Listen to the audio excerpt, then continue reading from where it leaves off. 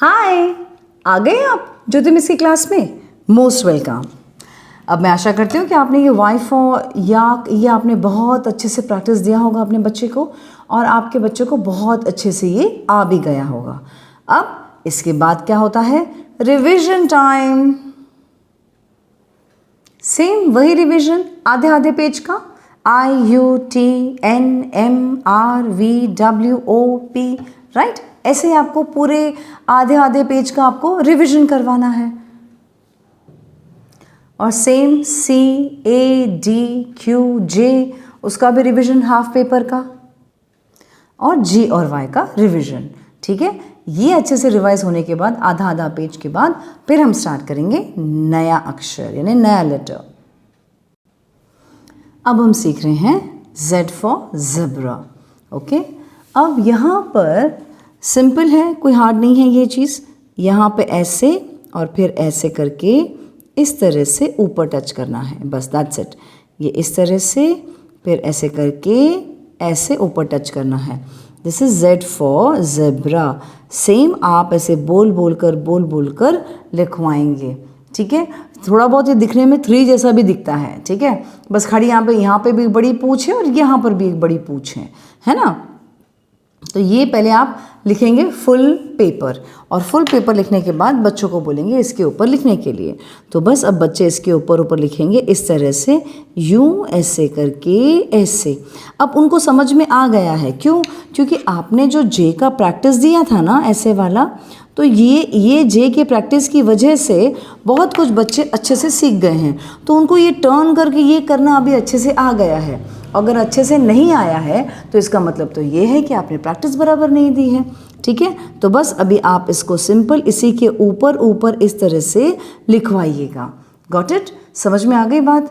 हाँ जी, बिल्कुल। अभी इसी के ऊपर आपको बोल बोल के लिखवाना है Z फॉर ज़ेब्रा। ऐसे करते करते वो पूरा पेज भर देगा। अब आती है बच्चे के लिखने की बारी। जब बच्चे के लिखने की बारी आती है तो एक पेंसिल बच्चे के हाथ में और एक पेन मम्मी या पापा के हाथ में। अब यहाँ पर आप डॉट करेंगे, वो भी उसके सामने। अब उसको लिखना है। ठीक है, तो पेंसिल से जब बच्चा लिखेगा तो टेक्निकली तो उसको यूं ही लिखना चाहिए, ऐसे करके ऐसे। बहुत सिंपल है ये चीज़, राइट। डॉट आप करेंगे और बच्चे लिखेंगे। ठीक है, यहाँ पर इस तरह से, ये ऐसे। आई होप ये आपको बहुत अच्छे से समझ में आ रहा है, राइट। अब ये इस तरह से आप लिखते जाएंगे, इस तरह से आप लिखवाते जाएंगे। ये Z फॉर ज़ेब्रा। और हाँ, बोल बोल के, ये याद है ना आपको, बोल बोल कर ही लिखना है उसको, बिना बोले तो लिखना अलाउ ही मत करना। ठीक है, so this is now here Z for zebra. अब ये चीज़ आ तो गई। अब यहाँ पर गड़बड़ क्या करते हैं, चलिए वो भी देख लेते हैं बच्चे क्या गड़बड़ करते हैं इसमें।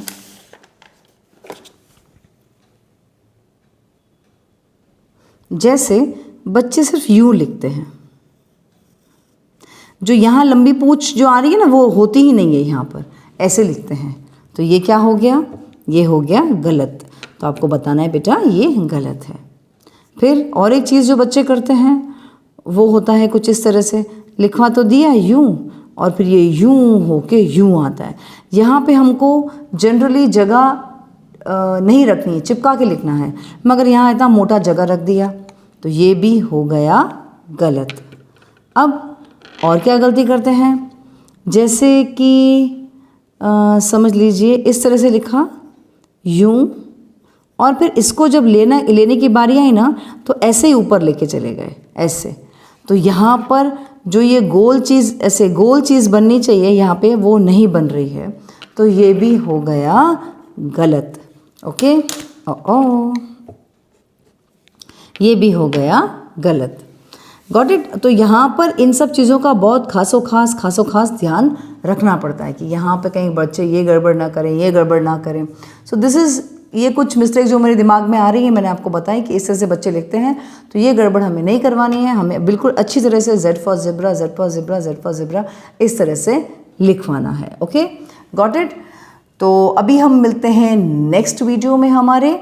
यहाँ पे जब तक आप करवाइए बहुत अच्छे से Z फॉर ज़ेब्रा की प्रैक्टिस। और अगर आपको ये लिखना नहीं आता है Z फॉर ज़ेब्रा, तो वैसे तो मैंने आपको दिखा दिया है, लेकिन अगर पेरेंट्स को सीखना है तो प्लीज़ मेरे ज्योति मिस की क्लास वाले चैनल में जाइए और उसी में एक प्लेलिस्ट है इम्प्रूव योर कर्सिव हैंडराइटिंग, वो स्पेशली पेरेंट्स और बड़े स्टूडेंट्स के लिए बनाया गया है, तो वो जाके देखिए, आपको उसमें बहुत अच्छा सीखने को मिलेगा।